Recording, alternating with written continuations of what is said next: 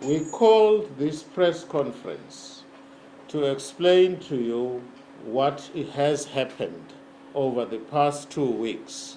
You will recall that MK party, we only had 49 MPs before. 2 weeks ago, well, it was last week, we were joined by 8 more MPs. We are now a total of 58 MPs. In other words, ladies and gentlemen, we are now firing with all cylinders. All members of parliament in the National Assembly, all 58 of us are here, and in the NCOP we are supposed to have 5 members. We recently lost one last week who was buried on Saturday last week. May her soul rest in peace. So we have 58 members in the National Assembly and 4 in the NCOP because of one vacancy that we have. In terms of the leadership of the party, I am the party leader as well as the deputy president.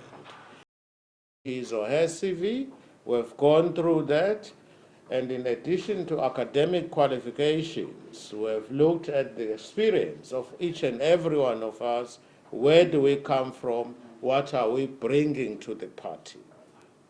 We decided that among the priorities of the MK party, one such priority is to bring about fundamental changes or amendments to the Constitution.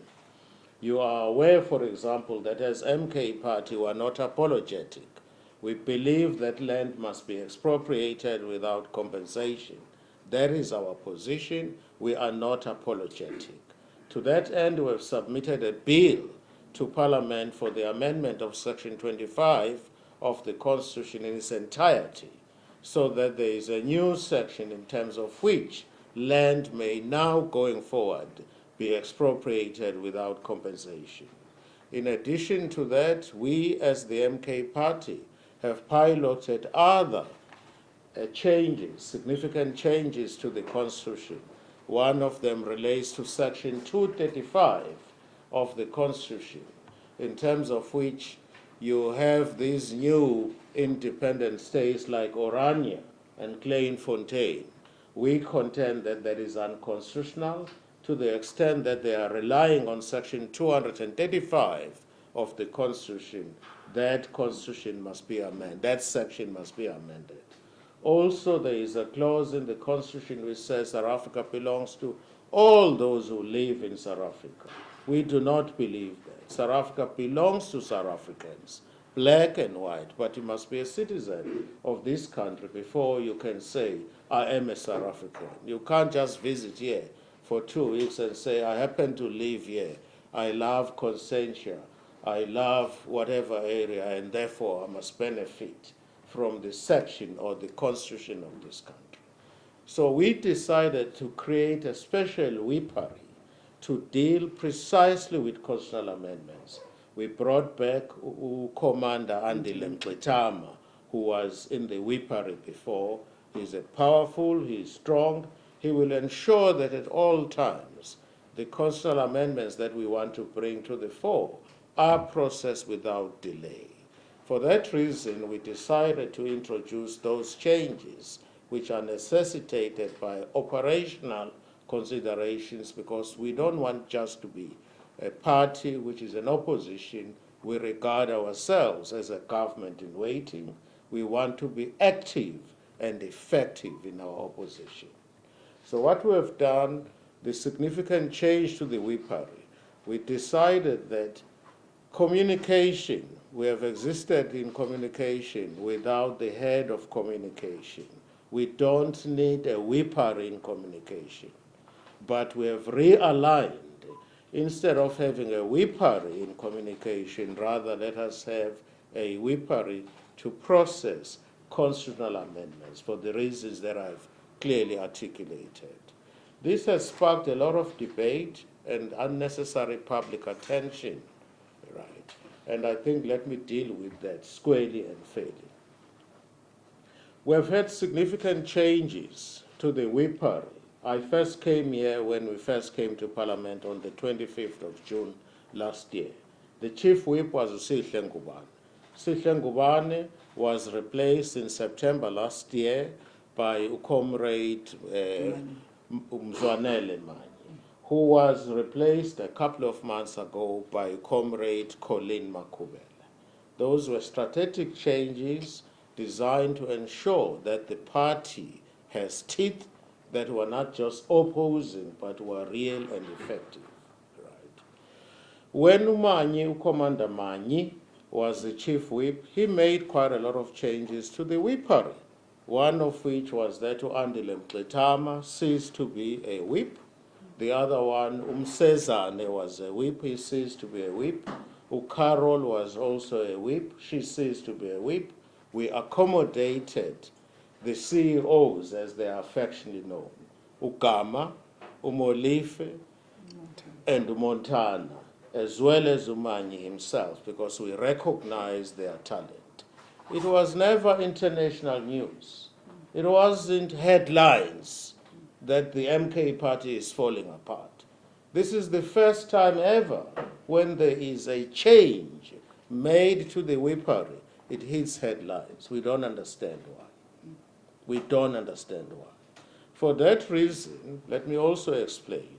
When Commander Makubele came, we used to have Commander Ntlamulo Ndlela as a whip of communications. He voluntarily stepped down as a whip of communications and allowed Commander Makubele to take over. When Commander Makubele was promoted to the position now of a chief whip, there was a vacancy, and we've decided to do away with that vacancy. There is no more any whippery relating to communication. It's a strategic change, and it's an administrative change. It's not a caucus issue. It's not a caucus issue. It's an administrative change which we made in consultation with the president of ngoLwesibini party. He is well aware of those changes. Also, let me add here, I'm the party leader, as well as the deputy president of ngoLwesibini party. The president has made it clear I mustn't be a crybaby. On issues relating to parliament, if there are any changes of a structural nature, changes that are necessitated because we want to make ourselves effective, I have a final say in that regard, subject to conferring with him where necessary. That's it. Let me now turn to one or two things that have happened since then, and I want to deal with them now once and for all, so that they will not arise. When the changes were made, unfortunately we went through a situation whereby we had to terminate the whippery status of Commander Ntlamulo Ndlela. He was a deputy whip, remember, and no longer a whip. We decided to terminate that for the reasons that were given to him. There is a letter that was written by my office on the 23rd of June 2025, which was formally handed to him, right, in terms of which his whippery status as a deputy whip, in terms of which that was terminated. There were reasons clearly articulated in that letter. Following that, obviously, it meant he was no longer part of the whippery, because whenever we meet as a whippery, it's always myself, the chief whips, the deputy chief whip, and all other deputy whips. So a group of about 18 or 19 altogether. The result of terminating that meant he was no longer going to attend those meetings. He rocked up at a meeting and said he did not get the letter. His case was that he did not receive the letter terminating his membership as a whipper. The chief whip immediately said at that meeting, if you did not receive the letter, we will give you the letter after the meeting. After that, he came to me and raised the issue that he did not receive the letter. I said to him, we can't talk about the letter that you say you have not even received. Once you receive the letter, we may have a discussion along those lines. But also interesting, at that point, his defense or his excuse was he has not received the letter. He doesn't know what we're talking about. Alternatively, that his removal must be sanctioned by the president of Umkhonto weSizwe, which is clearly not the position. All along the changes that have taken place, the president of Umkhonto weSizwe was never involved. When it became clear that Commander Ndlela has in fact received the letter, his story changed. The letter is not authentic in as much as it's my electronic signature which appears on the letter, right? Now, it is important to say his stance initially was that he did not receive the letter. When it became abundantly clear that he has now received the letter, he changed to saying, no, this is not the signature of the parliamentary leader. If anything, this has been forged. Let me confirm categorically that the letter came from my office. It was on the strength of that letter dated the 26th of June, 23rd of June, in terms of which Commander Ndlela was removed. Interestingly, as he was busy saying he did not receive the letter, I got an SMS, a WhatsApp from my administrator, my PA, saying that, she still calls me Judge, saying that, Judge, here is proof that this was sent to Commander Ndlela on the same day. He carried on saying that he didn't receive it. He repeated those allegations in the last caucus that we had. The bottom line is that the letter was sent to him before I sent it to the president, advising him of the significant changes that had taken place. Furthermore, I can assure you, I'm the head of the party. I'm the party leader here in government. Here in Parliament. If any complaint is made against any staff member or any MP, it's brought to me because I'm ultimately responsible. There is no letter, there is no petition in terms of which MPs are calling for the head of the chief whip. This is a figment of someone's imagination, quite frankly. I would have been the first person to receive that petition. Obviously, if the petition is against me, I wouldn't expect MPs to give it to me. They would probably give it to the chief whip, who would in turn forward it to the president, who is sitting in Nkandla comfortably now.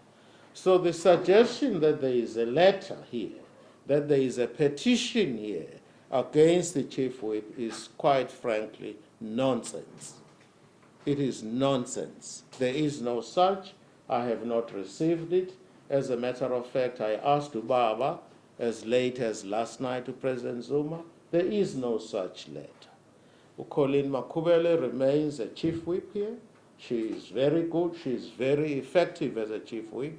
She is good. I'm not undermining the predecessors, but she is a kind of a chief whip that we need now to take the party forward. I confirm, therefore, categorically that there is no petition against the chief whip. And she remains our chief whip. She will remain as such until she is recalled strategically for one reason or the other. I wasn't born a party leader myself. I could be recalled one day in the interest of the party to move forward. So if she is recalled, anyone who is recalled, it is in the interest of the party to move forward. Normally people are recalled from one position and redeployed, even within a party. It happens the party is new. Don't judge us with reference to parties which have been around for a very long time, like the ANC and the DA. We are new, and we have attracted members from all walks of life. Others are coming with clean hands, others are coming with a bad motive. So changes are important, and they are inevitable. We don't redeploy people simply because we don't like their faces, but people are redeployed for strategic reasons. I want to sum this up. This is the first time when there are changes which are made that it becomes international news. So I see no reason why the redeployment, the fact that Commander Nhlamulo Ndlela is no longer a whip, I see no reason why it should be headlines. It doesn't indicate that the party is falling apart. We have been here. I've been here in Parliament, leading this Parliament caucus for a year now. It's just over a year. The party is not falling apart. Secondly, there is no petition here at all in terms of which Commander Ngqibelo is being kicked out. If anything, she has done exceptionally well. Within the caucus, you do have a couple of people who want to push their own agenda, and I think you know them by now. And finally, I can confirm categorically that the letter dated the 23rd of June 2025 emanated from my office, the person who actually, like all other correspondence, to Commander Nhlamulo. And then obviously, based on what happened at the meeting, this closed meeting of the whippery, I had to forward complaints. I forwarded a report to the President relating to unfortunate events that happened there. I don't think there is much to add in that regard. I'm going to hand over now to the Chief Whip, who will take you through some of the significant changes. I can tell you straight away what we did just by way of background. Stop me if you think I'm talking too much. I'm trying to impress this young lady. If you encroach in my area, I'll stop you. Oh, all right. We've introduced some, thank you so much. We've introduced some significant changes. Again, we recognize the experience of those who are coming. And more water for the Chief Whip, please. Do you have water? We recognize this, the experience and expertise of those commanders. We call each other commanders, those who are coming. This is in line with what we have done before. There is absolutely nothing new. These changes are not a caucus issue. They are purely administrative. Just like if the President were to change the cabinet and do a cabinet reshuffle, he knows what he's doing. It doesn't become a matter which must be open for discussion to say, why is he doing this, why is he doing that? It doesn't work like that. So you will see that these significant changes are such that we call, remember Parliament functions largely by way of committees, right? Committees are clustered. For example, cluster number 1 is called Peace and Security Cluster. You have Justice, you have Correctional Services, we have so many other committees under Cluster 1. And our Cluster Whip is Commander Douglas, Wesley Douglas, who's a very good, experienced politician, but his qualification lies in economics. If I remember well, he has a master's degree in economics from Harvard. How many of you have ever seen Harvard? You will get there one day, maybe as visitors. We'll get there. Well, I'm joking. Come on, give me credit. I can also joke. I've never been to Harvard. I never studied at Harvard. You know why? Because if you look at top universities in the world, it's Cambridge, followed by Oxford, and then Harvard. Okay, that's just by way of joking. Let's just take that example. He's a cluster head, but he's training. He's an economist. Within that cluster, there is justice, right? So we decided, let's just recognize the talent of people within that cluster. For that reason, Nomvalo, who is an attorney, who is a lawyer, he will be the team leader or the portfolio leader. In other words, he would lead any discussion, any motion, any bill, anything to do with matters of justice. If there is a debate to do with judges' salaries, magistrates' salaries, anything to do with justice, he is responsible. Why? Because he is an expert in the area. And we also want them as portfolio heads, as portfolio leaders, if you like, to ensure that they pick everything every day in the committees. If something is newsworthy, we are going to be told by them. He will say, I've just attended this, it is newsworthy, let us formulate a position as a party in line with our election manifesto. In the past, we've been losing a lot, and a lot of the good work that we are doing here goes unnoticed, it falls within the cracks. So it is against this background that these significant changes have been introduced, and we also want each and every one of the MPs to have a role to play. All 58 of us are sitting in different committees, some of us in 2 or even 3 committees. We want to ensure that there is an even spread of work and every member's talent, skill, and expertise is recognized. With those few words, I would like to hand over now to my Chief Whip, who is going to take over and elaborate on some of the aspects that I have alluded to. Without much ado, over to you, Commander Makubele. Thank you. Thank you so much, DP. And once again, good morning to the members of the media, my colleagues and fellow South Africans. Thank you for gracing us with your presence. And the purpose of today's briefing, DP has already alluded, really to answer some of the questions that have been bubbling in the media. But most importantly, we want to share with you our latest developments as a parliamentary caucus, some of the plans that we're focusing on. And as a new chief whip, I still consider myself new. It's only been a month. And I must say, a very stormy month, which culminated into this last week. But it has been a very productive time, and I appreciate the full cooperation of all the members of the MKP caucus, including the staff. And let me extend, as a start, my gratitude once again to President Zuma and the collective leadership of MK Party for entrusting me with this responsibility. And thank you to the DP as well for his constant support and guidance in this role.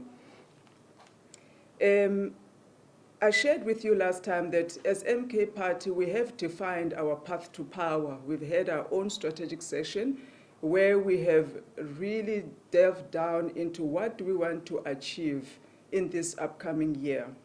And you will know that our year, first year of existence as MK Party, we celebrated that 16th December. And between now and the next 16th December, we really want parliamentary caucus to have an impact. We want our constituencies, our grassroots to feel our presence in parliament, and hence these changes that DP has been talking about on the committees. We're going to introduce to you today, and very excited about it, our portfolio leaders.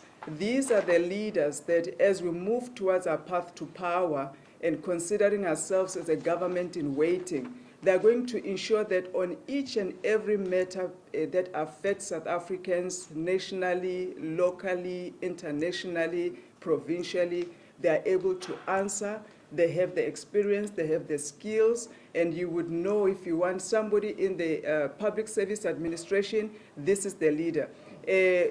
Other parties or other parliaments around the world may call these shadow ministers. We want to shy away from shadow ministers. We call them portfolio leaders as we move towards our path to power. So you'll be introduced to them. We'll share with you that excitement that we have. And this is brought about, of course, by the introduction of our 9 last remaining members that joined us about a week ago, who have really hit the ground running, and they've brought in wealth of experience. They're bringing in their expertise, and integrating them into the team has really enriched the caucus and the perspectives and the views that we're going to be advancing in line with our people's mandate, and of course consistent with our constitution through the committees and the National Assembly. We are going to focus a lot on strengthening the parliamentary performance. This is very, very important for us, that our presence in each and every committee must have impact. We spoke about the changes in the whippery, which aligns to this vision. The whip of legislation is very critical for us. when we come into power, there are certain legislations that we want to be governing with.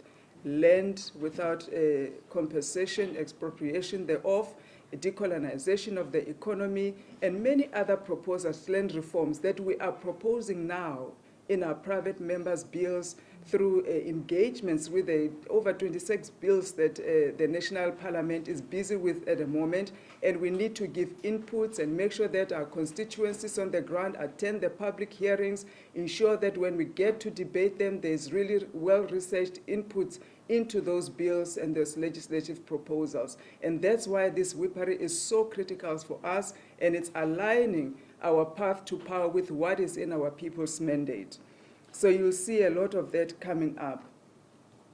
We are also focusing on enhancing our public engagements. We do understand that our connection with the grassroots and mobilization of the grassroots through our constituency work and oversight work is very, very critical.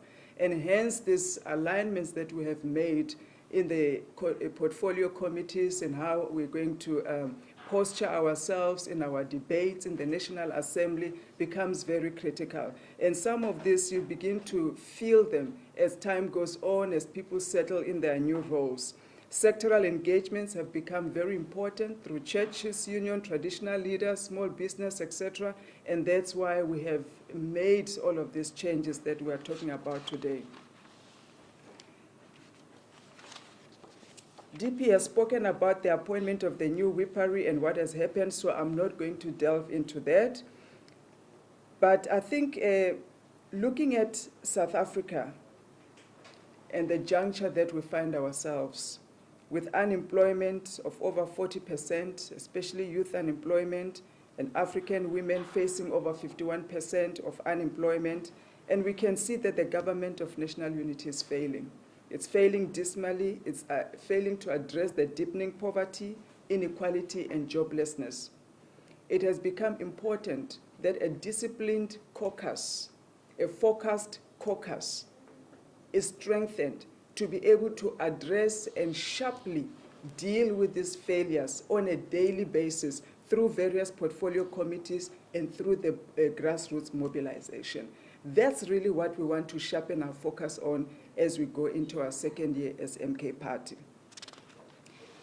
Now, a lot of what we wanted to address with you, the DP has spoken to, but there remain one of the things that has been bubbling in the media concerning some pronouncements by, I don't know, some of the media stations that have been running with some stories of why I have been fired, or there's a call to fire me, or there's some letter that is purportedly out there signed by members of parliament.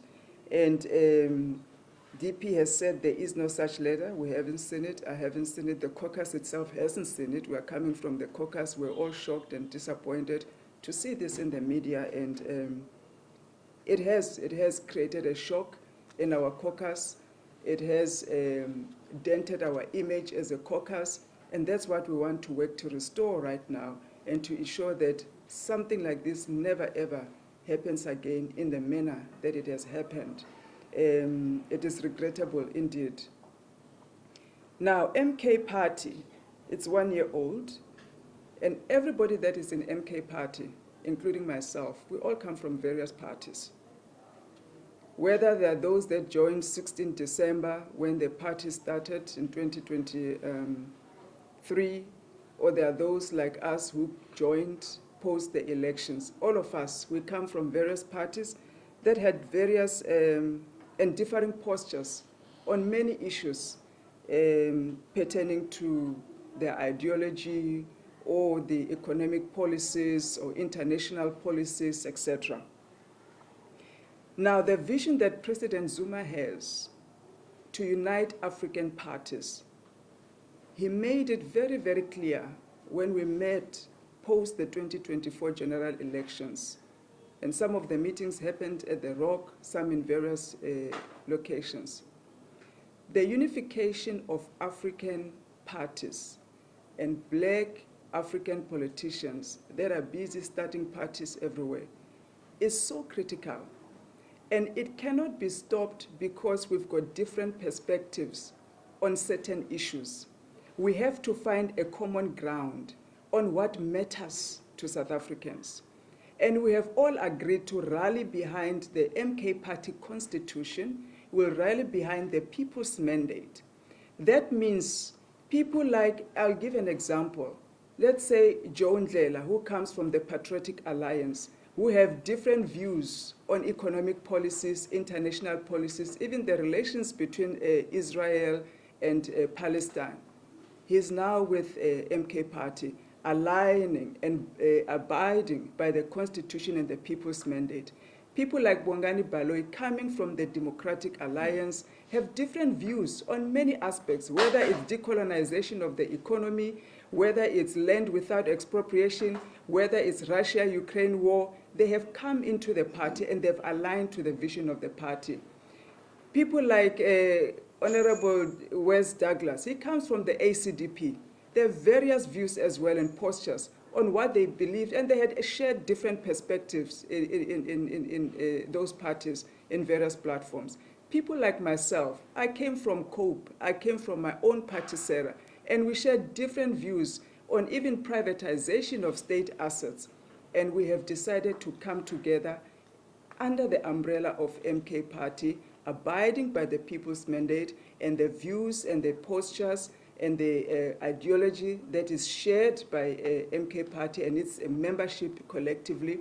And President Zuma appreciated that, and he has taken his time to thoroughly guide us on many aspects: Pan-African posture of MK, Israel-Palestine posture of MK, the economic policies of MK, what we believe in terms of land. As I said, the traditional leaders are very important to us and their rightful place within the Constitution and within our local government sphere. And those are some of the things that we are pushing vehemently in Parliament week after week in terms of our motions, in terms of member statements, in terms of our debates. Even now in the budget debates, we are making sure that we locate some of those policies where they belong, and we argue our points according to that. So it was very malicious and mischievous to choose one aspect of a perspective that we have shared in our various political parties to drive a certain narrative that there are members of parliament that are not happy with Comrade Colleen Makubele, and therefore should be fired. That is incorrect indeed. Now, I think,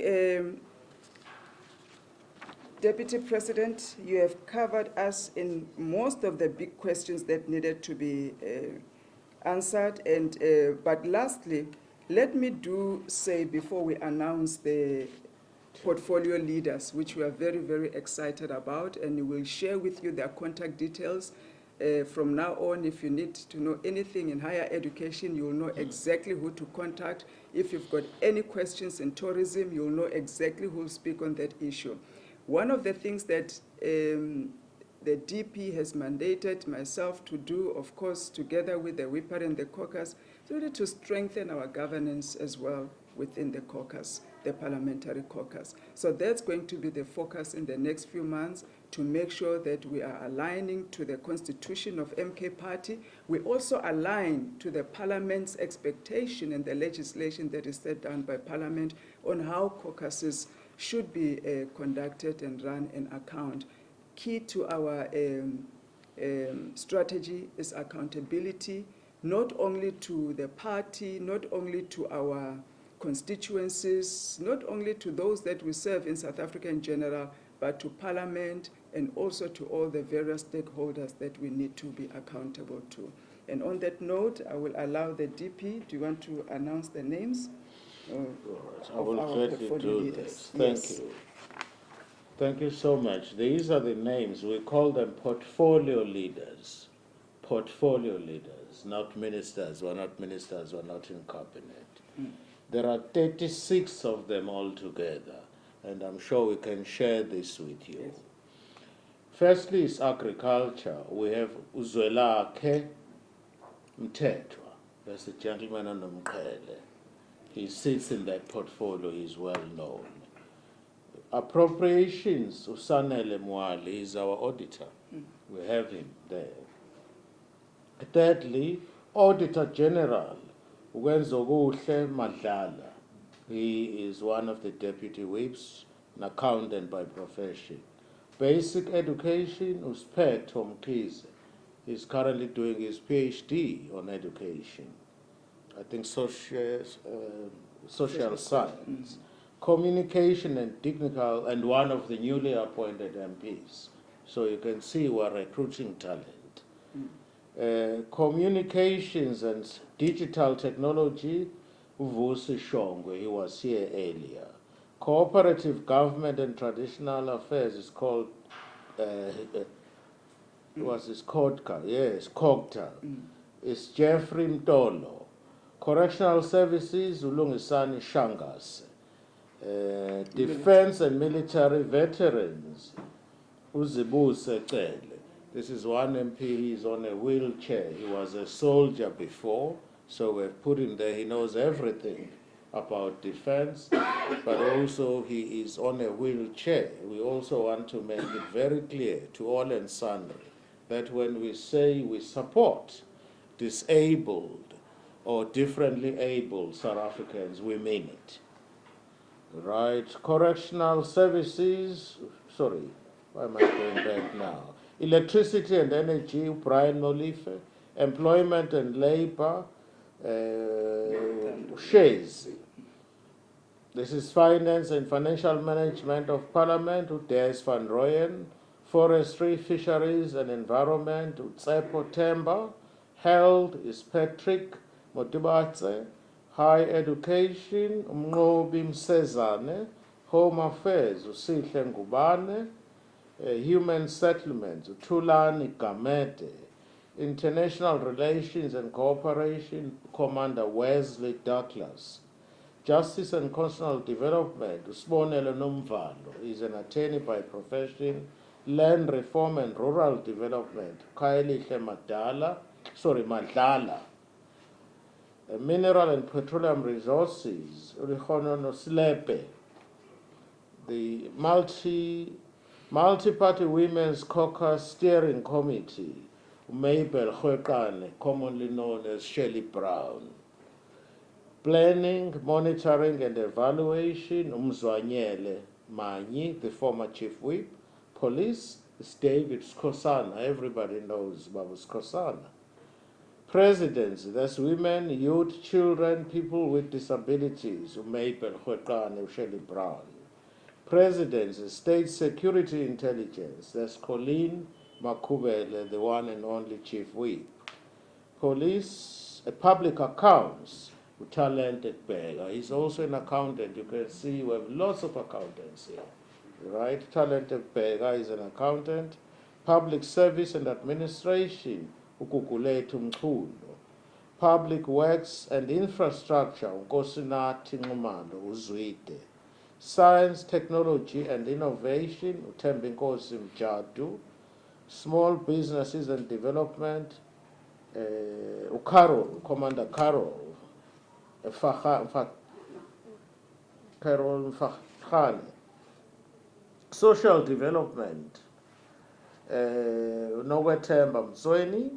Sports, arts and culture, uGift Mutaung is one of the new MPs. Tourism is none other than Commander Moodley. He comes from eThekwini, well known. Trade, industry and competition, Siyabonga Gama. Transport, uLucky Montana. There is nobody here who does not know Lucky Montana. Finally, but by no means least, and that's number 86, water and sanitation, Commander Visvin Reddy.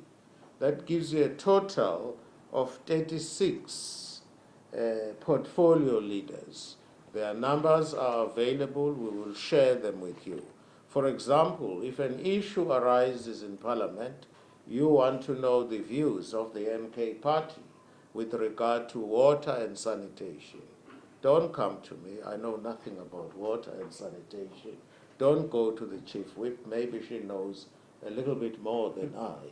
But Vis Reddy would be the person to contact. If it's matters of justice, I've made an example, don't come to me, don't go to anybody else, go to Commander Nomvalo. If it's issues of transport and so on and so on. So all 36 portfolio committees in Parliament are covered here. This does not mean the whips of the clusters, the cluster heads, have been done away with. No. If you remember the example I gave you before, the very first cluster, which is peace and security, we have Commander Wesley Douglas, whose expertise and training is in economics. He cannot be expected to do justice to issues of law. That's why he will remain the cluster head, but there will be a specialist, right, working very closely with him to ensure that all matters pertaining to justice are brought to the fore. With those few words, please join me in welcoming this new team. It's not a new team, but we've realigned the team.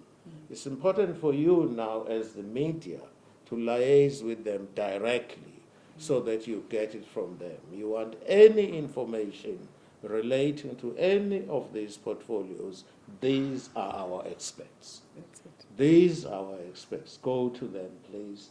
They will be able to articulate for you a clear position of MK Party, which is found clearly on our constitution, among other things, but most importantly, on the People's Manifesto. Indeed. All right, So, over to you. thank you very Chief. much, Thank you. DP. Now, we're going to allow one round of questions because members of media, please bear with us. The letter dated 23rd June with various issues raised by the DP, complaints about certain members of Parliament. It's authentic, it's valid, it's signed by him, but we cannot delve into those details. The sub judice. It was a letter between the Deputy President and the President that unfortunately leaked, so we're not going to be answering any questions concerning to that letter. And we have answered to you most of the things that we felt was important to clear in the air. Frankly, we'll be happy if there are no questions and we allow the party to run its processes, and then they will come back to us. And then lastly, it's just to say the caucus remains intact, united in one purpose, to serve. We are serving as comrades deployed by MK Party here in Parliament, or commanders deployed by MK Party here in Parliament. We're serving through this privilege of the National Assembly that has been afforded to us to serve and push the people's mandate. And we thank you so much for coming to listen to us. Just one round of questions. A lot of questions we'll not be able to answer. We are not being rude, we are not being funny, and we appreciate that you have come. But please understand the sensitivity around a lot of issues, and we will attempt to answer. We have, through the DP, requested that Commander Nhlamulo cease from talking on this matter as well in the public media, because he's one of the affected parties, and we want to allow the party leader and myself, who are mandated to talk on behalf of the parliamentary caucus, to talk to you today, and after today, just allow us to run this process to its conclusion, and we will periodically have this press briefing on issues pertaining to the developments of our work in Parliament, share with you what our plans are, topical issues or issues of interest pertaining to us advancing our people's mandate, and various things. We'll be communicating from time to time, and we appreciate this relationship and your presence. Thank you again. Just one round of questions here. All right, so can we do Jason, Kevin, Newsroom, anybody else? Yes, last round, and then that's it. Please, when you do send your questions, just say where you're from and then follow through with the question. This is the And only then we'll one. hand Yeah. over to the If Thank you. anything to do with letters was dealt with. Thanks. Just a question to Dr. Hlophe, as Jason Felix from listening for. Has Mr. Nhlamulo, has he been removed from the party or just from the body? And has he been removed from his position as a spokesperson? And if so, who has taken over that position? And then I just wanted to ask about the dysfunctionality or the perceived dysfunctionality in the inika, which you have touched on. How do you plan to become more of a force of an opposition? Because I mean, many experts and your colleagues in the National Assembly have said that the Controversies Party is not doing enough to be a constructive and a more of a force of an opposition. And then just lastly, Hlophe, how many of the decisions and discussions that happens here or that takes place here in the parliamentary caucus, how many of that goes to President Zuma before we take a final decision? Thank you. Can I deal with that immediately? I'm quite able to deal with it. Thank you for those questions. The very last part.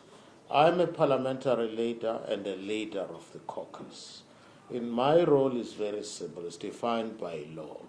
It is to ensure that the strategic position, political position of a party, the buck stops with me on matters of politics.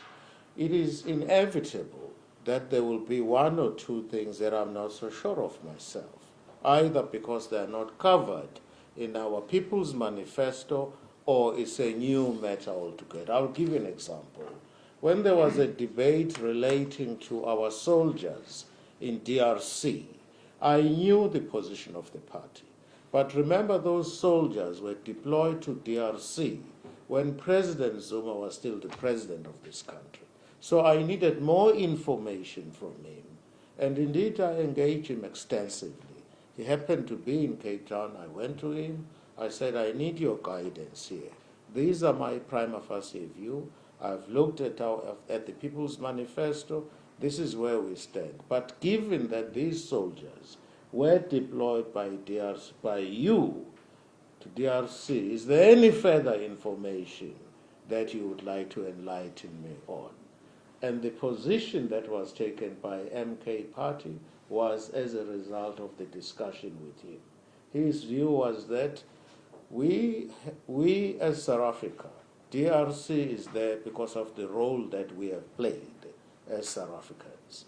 When this is President Zuma now talking, when I deployed those soldiers, it was not to protect anybody's business, but it was because we needed to protect the DRC, which is very important in the African region, in the SADC region.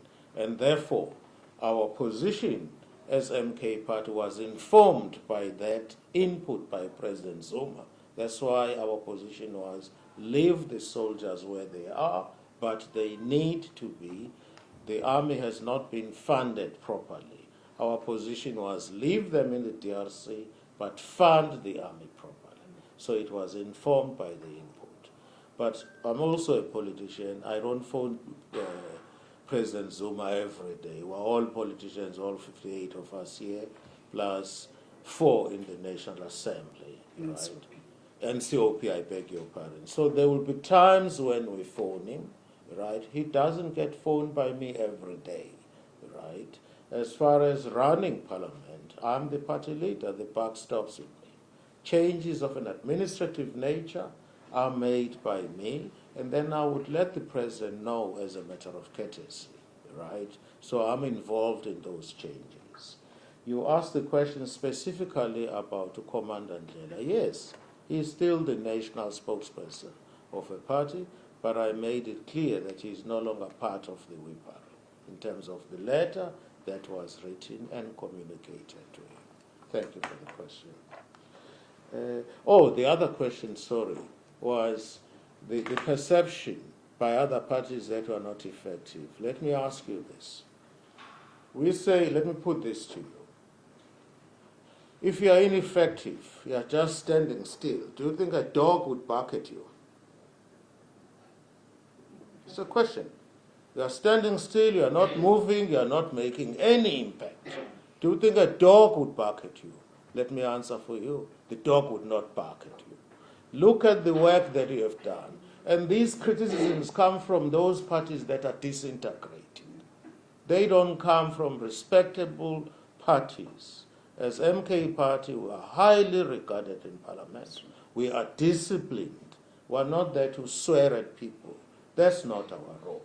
They can swear at us, but they are disintegrating. Right? If proof of that, we have won most of the by-elections where we participated. Some of these parties that we are talking about, we know them. They are disintegrating. They are yet to win a single ward in the country. They just rely on PR seats. So we are content, we are satisfied with the input that we have made before. We're not going to rest on our laurels and say, oh, we're doing well. There's always room to improve. We are here to improve and improve on the quality of people, particularly those who are marginalized, particularly those who are poor. Wherever we go, people will say to me, oh, Hlophe, we always see you on TV. Thank you so much for standing for us. So we get feedback from our people. They are happy with the input that we make in Parliament, considering that we're a new party and that all odds are against us. And thirdly, we started in Parliament 2 weeks after Parliament started last year. We came here on the 25th of June 2025. I'm saying with all due respect, look at who is criticizing us. Those are the parties that are falling apart, the party because their leaders are arrogant. They keep swearing at people every day. We don't do that. I'm reminded by what Babu Zuma always says. He always says, if a person calls you a dog, just look at him and laugh. Because you know you're not a dog. You have 2 legs, you don't have a tail. So to sum it up, we can always do more, and we intend doing more. This is why we're not resting on our laurels. This is why we're realigning the party, so that each and every one of the portfolio heads is going to assume the role of getting in touch with you and say, I'm going to debate this next week. Please come, Jason, if I may call you Jason. Please come, Jason, and be here, because I'm debating on this. So we are trying our best to improve on our performance. We don't care about dogs that are barking at us. If a dog is barking at you, it shows that there is movement, there is life. The dog will never bark at a corpse. Thank you. In fact, to build to what DP has said, we are one of the parties that in the committees of Parliament, we are hailed as bringing input that is well-researched, experienced, to an extent where some of our members are actually teaching members of Parliament there. What we may not have done well in is really to profile those committees on a daily basis, all of them, and showcase what our members are doing. And that's one of the areas where we are going to strengthen. But they recognize the talent that MK has. And we are one of the most well-represented parties in terms of representation. You look at the skill set that we've spoken about. There are those that are disabled here, and they're bringing inputs from the defense, the military. We've got the less educated with less formal education. They are here as well. They represent a significant portion of our constituency, and they're able to speak to the heart of they are well-connected, unfiltered connection with the constituencies. They may not speak English like me and you, the way we want to hear it, but they speak sense. They speak the heart of the community. They understand what it is that government ought to be doing to address the needs of the people. So we're doing very well in terms of that, but we can always improve and we can always profile it better. And we're going to be working on that very, very hard going forward. Thank you. Hlophe, Kevin Grant from ENCA. Just reaction to alleged friction between you and the party president Jacob Zuma over your intervention there in the MK Mpumalanga convener court case in the Mbombela High Court. Apparently that your intervention there paved the way for the party to lose that case. Just reaction on the JSC now recommending the Judge President Dunstan Lambo as the Deputy Chief Justice. If you can give us a reaction to that. I will deal with that quickly. Thank you very much. With regard to Mpumalanga, there is no animosity whatsoever between me and President Zuma, right, at all. I think that emanated from an affidavit that was submitted to court. And the animosity is created by the media. But he is reported as having said in the affidavit he was not aware of the legal team that I appointed to take over from there. So don't take it with respect out of context. That can never be regarded as what's the term, that can never be regarded as evidence of any hostility and or tension. I engage regularly with President Zuma on matters of mutual interest. Remember, I'm his deputy. I haven't sensed anything. So media, please desist from making stories that don't exist. There is no animosity between President Zuma and I. On the issue of the JSC recommending Justice Dunstan Mlambo, we as the MK party, I personally wrote a letter, we objected. We were conducted as the opposition. We objected to him. I made it clear that he should not be appointed as such, right? We objected. Obviously, politics is about numbers. I don't even sit on the JSC. He was recommended. It's something that I cannot change. But our official position as the MK party, we objected to his candidature, and I gave detailed reasons, right, which are not relevant for this purpose. Thank you. I can deal with the next question. I prefer to answer one question at a time. The I'm last getting question old then. now. All right, so we're going to do just one more question, and then in the interest of time, we're going to have to wrap it up. So, newsroom, I think there's a I question. think there's a lady there. Yeah. Dr. Hlophe, while we are on matters of the JSC, you were outlining the party's program. What is the party going to do to push for your seat that you rightfully have on the JSC and which has been unfilled since the last nomination of yourself? Thank you. The seat is waiting for me, and I'm glad nobody is warming it. We know why I was excluded. Remember what had happened. I came here, I was recommended, I was deployed by my party to the JSC. There was a political debate, right? Those who don't like my face lost the political debate. Having lost the political debate in the National Assembly, they ran to the courts and litigated. The courts found in favor of those who don't like to see my face, right? I'm glad there's nobody who's warming my seat, and as you correctly said, one day I'll go back to the JSC. So what we are doing now, we're appealing against that ruling, because our view is simply this. We have to respect separation of powers. Once Parliament has pronounced, it is wrong for the courts to upset that which Parliament has pronounced upon in a democratic process. The courts must respect what is the terrain or the province of Parliament. Parliament must similarly respect the terrain or the province of the judiciary. If anything, my case underscores, it highlights the problems with having a country run by the judiciary. What we have in South Africa, with respect, is no longer a country which is run by the 400 men and women in the National Assembly and 90 men and women in the NCOP. But the courts are now being run by the judiciary. There's a big difference between politicians and judges. As politicians who are elected, each and every one of us here represents 41 seats.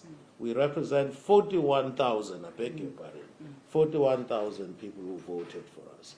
The case is a classic illustration that if you are not careful and you give too much powers to the judiciary will make decisions that would conflict with the interest or the will of the people. Did you hold that view while you were a judge? Did I hold that view? Judges are not supposed to hold any political views. I never held any political views. I kept my views to myself. I'll give you an example. I've always believed that the land was stolen from us. I have never verbalized that until it became clear to me that I was on my way out of the judiciary. I kept my views as a judge. For example, there are so many judges who believe in the death sentence.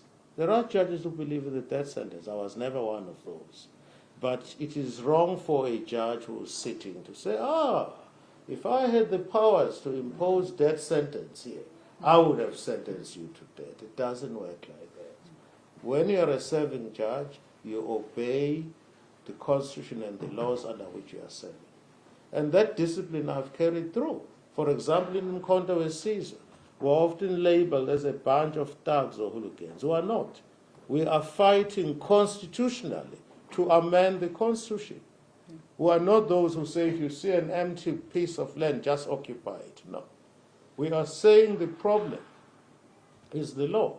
It is Section 25 of the Constitution, which mandates compensation to those who stole our land.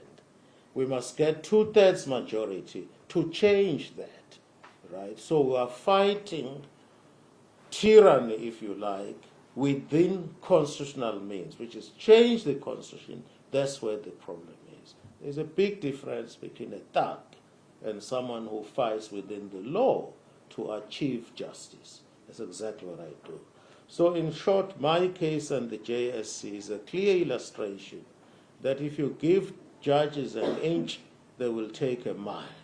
If you give them a mile, if you give judges an inch, they will take a yard. If you give them a yard, they will take a mile. It clearly illustrates that the Constitution, by having this wonderful Constitution in the world, we have ended up with a situation whereby the judiciary is far more powerful. Finally, on that issue, if you look at events elsewhere, I think it was in the newspapers, it was widely publicized. A lot of countries are aware that the judiciary is powerful and that judges may abuse their powers. In Mexico, for example, this is the first country, it was reported about 5-6 weeks ago, where judges are now being elected. They have moved away from appointing judges. Judges in Mexico are being elected in the same way as politicians are being elected. The reason is plain enough. It's because the whole notion of judicial independence is a myth. Judges are human beings. Judges are human beings. When you put it this way, a completely unambiguous statute is yet to be enacted. So your background, where you're coming from, your position in society, your upbringing, all these things come to the fore when you interpret legislation. Take it from me. I was a judge for 29 years. I know what I'm talking about. So the whole notion of the independence of the judiciary is, at the end of the day, this case of mine illustrates that sometimes you end up with results which are unintended and nobody is talking about it. So we are going to appeal because politically the case illustrates exactly our point. You give judges too much powers, they end up running the country. Judges are not elected in this country, but politicians are elected. I represent 41,000 voters. You also represent 41,000 voters. Judges represent no voters at all. Thank you. Thank you very much. All right. Ankita. That's Yeah. cool. Thank you so much. Our session. In the interest of time, we have to close it here. But thank you so much, and we'll see you in the next one. Thank you. Thank you very